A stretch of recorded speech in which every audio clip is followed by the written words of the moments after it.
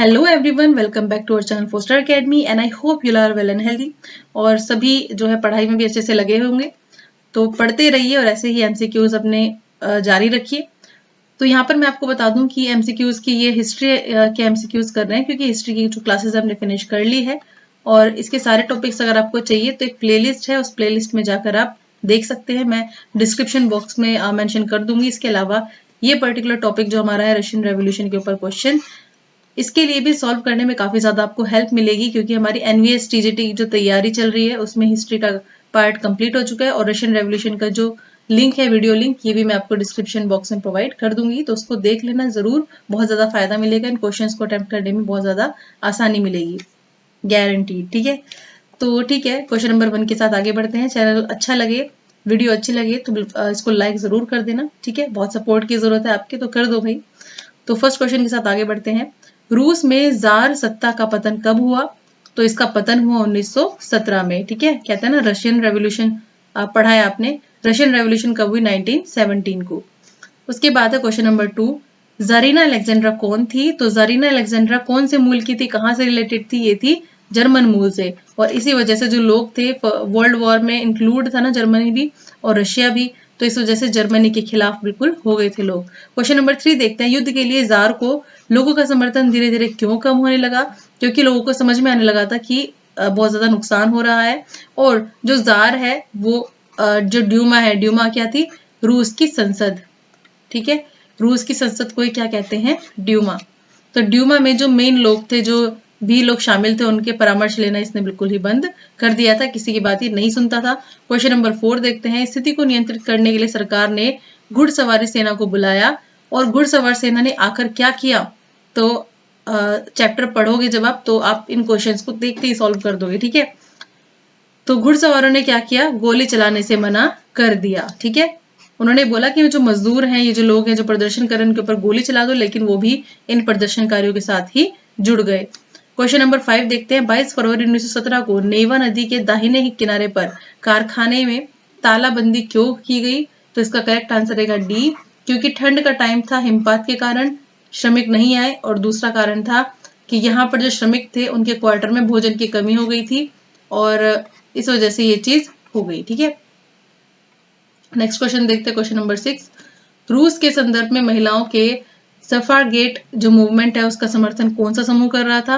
तो इस मूवमेंट का जो समर्थन है वो कर रहा था आपका कट्टरपंथी समूह। ठीक है, क्वेश्चन नंबर 7 की तरफ बढ़ते हैं, जार ने राजगद्दी कब छोड़ दी थी? तो इसने राजगद्दी छोड़ दी थी 2 मार्च 1917 में, 2 मार्च 1917 में। ठीक है, नेक्स्ट क्वेश्चन देखते हैं हम। क्वेश्चन नंबर 8 है हमारे पास, रूस के संदर्भ में शांति, भूमि और रोटी, ये जो नारा है ये किसने शुरू किया? तो ये नारा शुरू किया लेनिन ने। ठीक है, किसने शुरू किया? लेनिन ने। क्वेश्चन नंबर 9, 27 फरवरी 1917 को सैनिक और हड़ताली कार्यकर्ता एक परिषद बनाने के लिए इकट्ठा हुए, जिसका नाम क्या रखा गया? जिसका नाम क्या था? ये था Petrograd Soviet, Petrograd Soviet. Question number 10, रूस में समाजवादियों ने सरकार को किसके माध्यम से संभाला? तो इसका जो करेक्ट आंसर रहेगा वो रहेगा, या फिर किस नाम से उसको बोला? तो इसका आंसर रहेगा 1917 की अक्टूबर क्रांति। ठीक है, मैंने आपको बताया भी था रशियन रेवोल्यूशन का अगर ऑप्शन में है दूसरा नाम इसका क्या है, तो ये है अक्टूबर क्रांति। क्वेश्चन नंबर 11 है, बोल्शेविक पार्टी के अधिकांश सदस्य शुरू में अप्रैल थीसिस से हैरान क्यों थे? ठीक है, बोल्शेविक पार्टी के अधिकांश सदस्य अप्रैल थीसिस जो दी गई थी उससे हैरान क्यों थे? अप्रैल थीसिस में कुछ डिमांड दी गई थी, तो उससे हैरान क्यों थे? क्योंकि इसमें क्या चीज थी? सभी चीज शामिल थी। प्रथम विश्व युद्ध को जारी रखना चाहते थे, और समाजवादी क्रांति के लिए उन्होंने बोला कि अभी समाजवादी क्रांति हमें नहीं करनी चाहिए, अभी हम इसके लिए परिपक्व नहीं है, अभी हमें और समय चाहिए। इसके अलावा सरकार को समर्थन की जरूरत थी इस समय। ठीक है, क्वेश्चन नंबर 12 देख लेते हैं, सामाजिक परिवर्तन के संबंध में यूरोप के जो लोग हैं उनके द्वारा रखे गए विचारों के अनुसार उन्हें क्या कहा जाने लगा? तो इनको कहा जाने लगा क्या? रूढ़िवादी, कट्टरपंथी और उदारवादी। यानी हमसे मेनली पूछा गया है क्वेश्चन घुमाकर कि कौन कौन सी विचारधाराएं फेमस थी, तो ये विचारधाराओं के बारे में हमने पढ़ा था, उपरोक्त सभी इसका आंसर जाएगा। Question number 13, socialist revolutionary party के बारे में दिया गया कौन सा कथन सही नहीं है? तो इसका जो करेक्ट आंसर जाएगा वो जाएगा ऑप्शन नंबर सी, वे अपने अधिकारों के लिए लड़ने वाले एक समूह, संयुक्त समूह थे। ठीक है, नेक्स्ट है क्वेश्चन नंबर 14। इटली में क्रांति लाने की साजिश किसने की? तो ये कौन था? ये था यूसेप मैज़िनी। ठीक है, यूसेप मैज़िनी। नेक्स्ट क्वेश्चन है, हड़ताल पर गए पीटर्सबर्ग के जो मजदूर थे उन्होंने क्या मांगे, अपनी क्या डिमांड रखी थी? तो इसका करेक्ट आंसर जाएगा ऑप्शन नंबर डी, सारी ही डिमांड रखी थी। काम करने के समय में 8 घंटे की मतलब जो समय सीमा है उसको देखना चाहिए, मजदूरी में वृद्धि और काम करने के जो हालात है, जो स्थिति है वो भी उसे। नेक्स्ट हमारा क्वेश्चन नंबर 16। आप कैसे कह सकते हैं कि जो उदारवादी हैं वो लोकतांत्रिक नहीं थे? ठीक है, बहुत इंपॉर्टेंट क्वेश्चन है ये। उदारवादी लोकतांत्रिक नहीं थे, तो इसका जो करेक्ट आंसर जाएगा वो आपका जाएगा ऑप्शन नंबर डी, उपरोक्त सभी। ये सभी बातें बताती हैं कि जो उदारवादी थे वो लोकतांत्रिक नहीं थे। कैसे? वो सभी को राइट टू वोट देने के पक्ष में नहीं थे, पहली बात।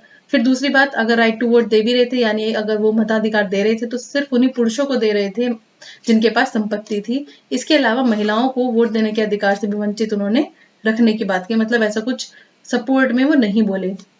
Question number 17। यूरोप में नई राजनीतिक प्रवृत्तियों के परिणाम स्वरूप किस प्रकार से विकास हुआ या किस प्रकार के विकास हुए? तो इसका करेक्ट आंसर है ऑप्शन नंबर डी, उपरोक्त सभी। यानी उस समय यूरोप में औद्योगिक क्रांति आई हुई थी, नए शहर बस रहे थे और रेलवे का विस्तार भी हो रहा था। क्वेश्चन नंबर 18 देखते हैं। ब्रिटेन में एक लेबर पार्टी का गठन समाजवादी और किसके द्वारा मिलकर किया गया? तो इसका जो करेक्ट आंसर जाएगा ये जाएगा आपका ट्रेड यूनियनिस्टों द्वारा। किसके द्वारा? ट्रेड यूनियनिस्टों द्वारा। Question number 19। रूसी क्रांति के दौरान रूस में बोल्शेविक समूह का नेतृत्व किसने किया? तो नेतृत्व किया था किसने? लेनिन ने, व्लादिमीर लेनिन। ठीक है, नेक्स्ट क्वेश्चन देखते हैं। क्वेश्चन नंबर 20 है हमारे पास यहाँ पर। रूस का बहुसंख्यक धर्म क्या था? आपको बताना है, लेकिन साम्राज्य में डैश भी शामिल था। तो इसका जो करेक्ट आंसर रहेगा वो रहेगा ऑप्शन नंबर डी, यानी दोनों बी और सी सही है। यानी रूसी रूढ़िवादी चर्च जो था वो तो था धर्म, और अगर बात करें कैथोलिक, प्रोटेस्टेंट, मुस्लिम और बौद्ध धर्म भी इसके अलावा वहां पर शामिल थे। क्वेश्चन नंबर 21 की तरफ बढ़ चलते हैं। यह औद्योगिकरण से निम्नलिखित में से कौन सी समस्या उत्पन्न नहीं हुई थी?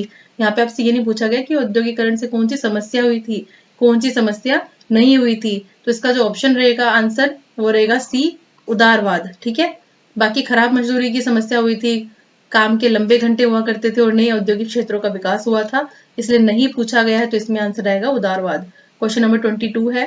निम्नलिखित में से कौन रूस की गुप्त पुलिस को संदर्भित करता है? ये क्वेश्चन काफी ज्यादा इंपॉर्टेंट है। तो इसका जो आंसर रहेगा वो रहेगा आपका ऑप्शन नंबर ए, चेका।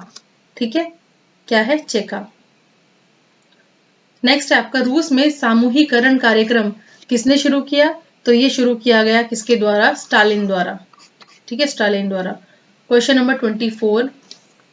1917 में जार निकोलस II के त्याग के बाद सोवियत नेताओं और ड्यूमा नेताओं ने एक साथ क्या गठित किया, या फिर क्या उस समय क्या गठन करने के लिए डिमांड की, क्या गठित करने की बात की? तो इसका जो आंसर रहेगा वो रहेगा ऑप्शन बी, देश को चलाने के लिए अंतरिम सरकार। यानी इस वक्त के लिए हमें अस्थायी सरकार चाहिए या फिर अंतरिम सरकार चाहिए। ठीक है, क्वेश्चन नंबर 25। रूस के संदर्भ में कुलक शब्द का क्या अर्थ है? तो इस शब्द का अर्थ है अच्छी तरह करने वाले किसान, यानी अच्छी तरीके से रहने वाले किसान, या फिर इनको कह सकते हैं धनी किसान। ठीक है, जिनके पास पैसा था। क्वेश्चन नंबर 26 देख लेते हैं यहाँ पर क्या है। क्वेश्चन नंबर 26 कहता है कि 1905 के बाद अधिकांश समितियां और ट्रेड यूनियन थे, कैसे थे? तो बहुत ही सिंपल सा आंसर है ए, उनको अवैध घोषित कर दिया गया था। ठीक है, क्वेश्चन नंबर 27। रूसी सोशल डेमोक्रेटिक वर्कर्स पार्टी की स्थापना किसके द्वारा की गई थी? तो इसका जो करेक्ट आंसर रहेगा वो रहेगा ऑप्शन नंबर ए, 1898 में समाजवादियों के द्वारा। Question number 28। रूस के जदीदवादियों का उद्देश्य क्या था? तो इनका उद्देश्य था आधुनिक मुसलमानों को रूस पर शासन करना चाहिए। Question number 29। रूसी किसान जो थे वो अन्य यूरोपीय किसानों से किस तरीके से अलग थे, आपको ये बताना है। तो इसका जो आंसर जाएगा वो आंसर जाएगा ऑप्शन नंबर डी, ए और बी तरीके से अलग थे। ए तरीका क्या है? उनके पास कुलीनता के लिए कोई सम्मान नहीं था, यानी जो कुलीन थे, कुलीन लोग थे, उनका बिल्कुल भी सम्मान नहीं करते थे, बल्कि उनके तो घरों पर भी उन्होंने हमला कर दिया था। बी ऑप्शन कहता है कि उन्होंने अपनी जमीन पर एक साथ ही जमा की थी, यानी उन्होंने अपनी जमीन को देने से मना कर दिया था।